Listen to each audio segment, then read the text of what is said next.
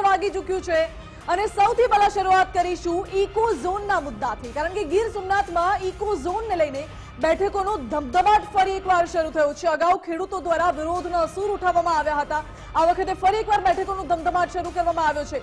Eco zone અંગે તલાળાના આંકોલવાડી ગામે બેઠક મળી અને બેઠકમાં સરપંચોએ સુપ્રીમ કોર્ટમાં જવાની પણ તૈયારી દાખવી છે।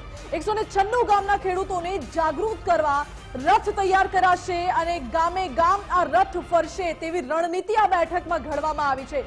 ગામે ગામ રથ ફેરવી ખેડૂતોને ઇકો ઝોનના વિરોધમાં જાગૃત કરાશે અને આગામી દિવસોમાં જૂનાગઢ અને વિસાવદરમાં સંમેલનનું પણ આયોજન કરવાનો વિચાર છે। સંમેલનમાં 196 ગામના ખેડૂત અને ખેડૂત આગેવાનો હાજર રહેશે, એટલે વિરોધના સૂર તો ઉઠી રહ્યા છે, પરંતુ હવે રણનીતિ પણ ઘડવામાં આવી રહી છે આ બેઠક સાથે કે આગામી સમયમાં વિરોધ કઈ દિશામાં કઈ રીતે કરવામાં આવશે। વિકાસ બિલકુલ માનસી, 25 સપ્ટેમ્બરના રોજ 2024ના રોજ એક પ્રાથમિક જાહેરનામું પ્રસિદ્ધ થાય છે અને જ્યારથી આ જાહેરનામું આવે છે, કારણ કે આ શબ્દ જેવો છે ઇકો સેન્સિટિવ ઝોન, એ શબ્દ સાંભળીને ખેડૂતો સીધો જ તેમના ભવા ઊંચા થઈ જાય છે। તેમને લાગે છે કે ક્યાંક અમને નુકસાન થશે, ક્યાંક અમારા જે ધંધા રોજગાર છે તે બંધ થઈ જશે, સાથે સાથે એક સીમિત વિસ્તારમાં અમે સીમિત થઈ જશું, તેના કારણે વિરોધ થઈ રહ્યો છે। અને આમાં કોઈ વિપક્ષ નેતા નહીં, પરંતુ ખુલીને આપણે જોયું હતું કે ભાજપના આગેવાનો, ભાજપના દિગ્ગજ નેતાઓએ આ મામલે વિરોધ કર્યો છે। તેમાં દિલીપ સંઘાણી લઈ લો કે પછી રાજેશ ચુડાસમા લઈ લો કે પછી અહીંયા હર્ષદ રીબડિયા, તમામે તમામ નેતા એક સુર સાથે કહી રહ્યા છે કે ઇકો સેન્સિટિવ ઝોન હટવો જોઈએ, આ ખેડૂતો માટે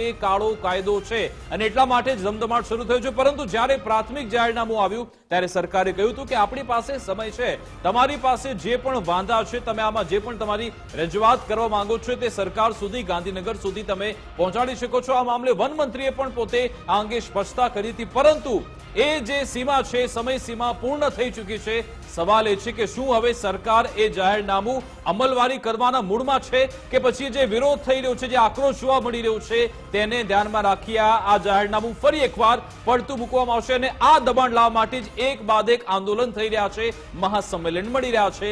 ગઈકાલે પણ વિસાવદરમાં ખેડૂતોનું સંમેલન મળ્યું હતું અને ત્યાં આશ્ચર્યજનક દ્રશ્યો હતા। ભાજપ અને આમ આદમી પાર્ટીના નેતાઓ એક મંચ પર જોવા મળ્યા હતા, જેને લઈને પણ આજે જોરદાર ઘમાસાણ મચ્યું છે। પરંતુ આજે જે સંમેલન મળ્યું છે ત્યાં કેવી પ્રતિક્રિયા આપવામાં આવી તે સાંભળી લઈએ। 196 ગામની અંદર વસતા આ 196 ગામ નથી, પણ લાખો લોકોની આજીવિકા છે, ખેતી અહીંયાનો મુખ્ય રોજગારનો વિષય છે।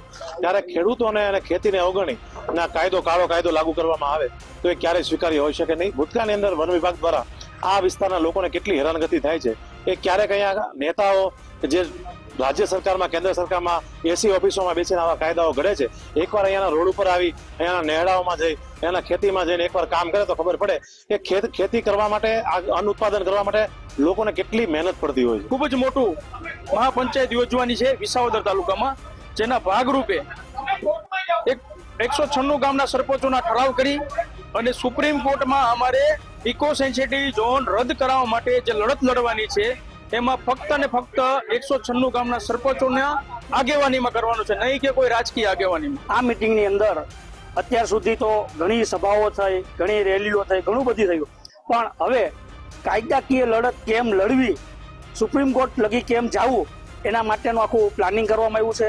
અને 24 ગામમાં જે ઇકો સેન્સિટિવ ઝોનની અંદર સામેલ થયા છે, એ 24 ગામના સરપંચો, ઉપસરપંચો બધા અહીંયા હાજર હતા અને હવે એક કમિટી બનાવવામાં આવશે અને હવે કદાચ સુપ્રીમ કોર્ટમાં પણ જવાની જરૂર પડશે તો હવે 24 ગામના સરપંચો જ આ કાર્યક્રમને હેન્ડલ કરશે। એટલે ઇકો સેન્સિટિવ ઝોનનો વિરોધ તો ખેડૂતો કરી રહ્યા છે, પરંતુ આ વિરોધની વચ્ચે રાજકારણ પણ આવી ગયું છે। આવું એટલા માટે કારણ કે ભાજપના જ બે નેતા આમને સામને આવી ગયા છે। ભૂપત ભાયાણી પણ આમાં ઝંપલાવ્યું છે, હર્ષદ રીબડિયા પર આક્ષેપો કર્યા છે, જ્યારે હર્ષદ રીબડિયાએ પણ આ બાબતે નિવેદન આપ્યું। વિકાસ, ઇકો ઝોન મુદ્દે હવે ભાજપમાં જ આંતરિક જૂથબંધી? બિલકુલ આંતરિક જૂથબંધી એટલા માટે કારણ કે આ આખો વિસ્તાર વિસાવદર કે ત્યાં પણ અહીંયા તે ઝોન લાગુ થાય તેવી શક્યતા છે અને હર્ષદ રીબડિયા પહેલા દિવસથી આ મુદ્દો જોરશોરથી અહીંયા ઉઠાવી રહ્યા છે, ખેડૂતોની વચ્ચે જઈ રહ્યા છે, જે પણ સંમેલન મળે તેમાં તે અચૂક હાજરી આપે છે। એટલે ખેડૂતોને લાગી રહ્યું છે કે હર્ષદ રીબડિયા આ મામલે મારી જોડે છે।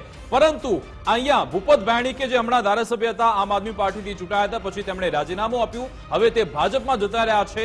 અહીંયા જે ગઈકાલના દ્રશ્યો જોવા મળ્યા હતા, ગોપાલ ઇટાલિયા અને હર્ષદ રીબડિયા બંને એક મંચ પર હતા, તેને લઈ આજે ભૂપત ભાયણીએ તેમના પર પ્રહાર કર્યા છે કે હિન્દી ચીની ભાઈ ભાઈ તેવી સ્થિતિ સર્જાય છે. ભૂપત ભાયણીએ એમ પણ કહ્યું કે યેન કેન પ્રકારે ભાજપને બદનામ કરવાનો આ પ્રયાસ છે, તેનું ષડયંત્ર ચાલી રહ્યું છે.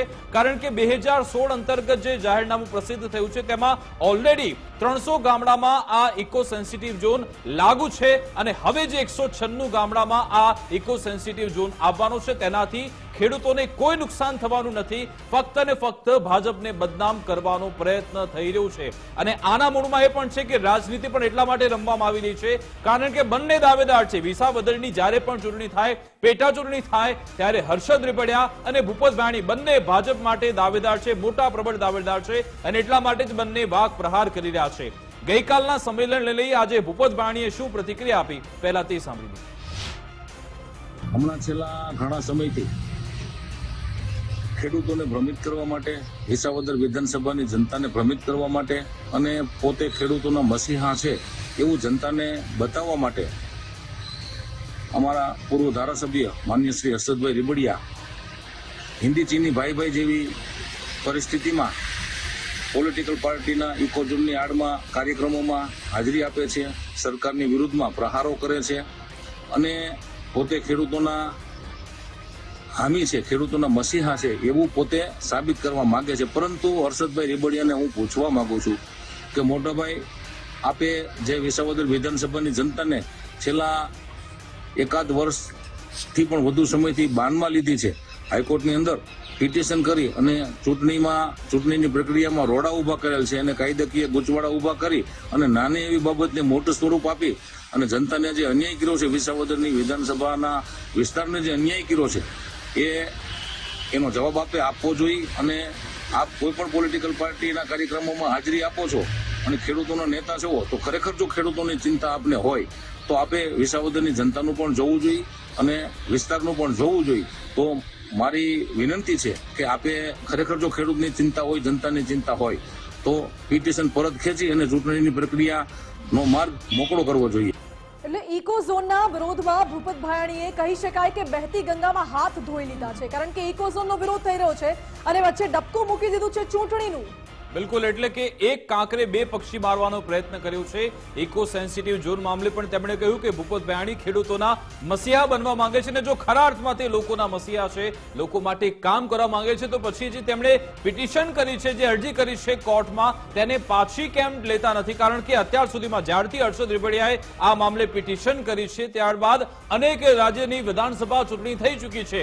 હરિયાણા પરિણામ આવી ગયા, જમ્મુ કાશ્મીરના થયા, મહારાષ્ટ્રના થઈ ગયા, પરંતુ વિસાવદરની પેટા ચૂંટણી જાહેર થતી નથી. ગુજરાતમાં વાવની પેટા ચૂંટણી પણ થઈ જાય છે પરંતુ વિસાવદરની પેટા ચૂંટણી થતી નથી. આ મુદ્દો પણ ભૂપત ભાયણીએ ઉઠાવ્યો છે અને આમાં સૌથી મોટો સવાલ એ જ આવી રહ્યો છે કે ઇલેક્શન કમિશન પણ આમાં કશું જોતું નથી. પરંતુ હવે ભૂપત ભાયણીએ આ મુદ્દો ઉઠાવી દીધો છે, જનતા સમક્ષ મૂક્યો છે. અમે હર્ષદ રીબડિયાને ફોન કરવાનો તેમને સંપર્ક પણ કર્યો, પ્રયત્ન કર્યો, પરંતુ તે જવાબ નથી આપી રહ્યા. જોવાનું રહેશે કે હવે અહીંયા જનતા શું આ મામલો ઉઠાવે છે કે કેમ. અને સૌથી મહત્વની બાબત, ઇકો સેન્સિટિવ ઝોનને લઈ જે વાર પલટવાર થઈ રહ્યા છે, કારણ કે જે 60 દિવસનો સમય સરકારે આપ્યો હતો તે પૂર્ણ થઈ ગયો છે, તેને પણ 1 મહિનો જતો રહ્યો છે. હવે સરકાર આ મામલે શું નિર્ણય લે છે, કેન્દ્ર તરફથી શું નિર્ણય લેવામાં આવે છે તેના પર નજર રહેશે.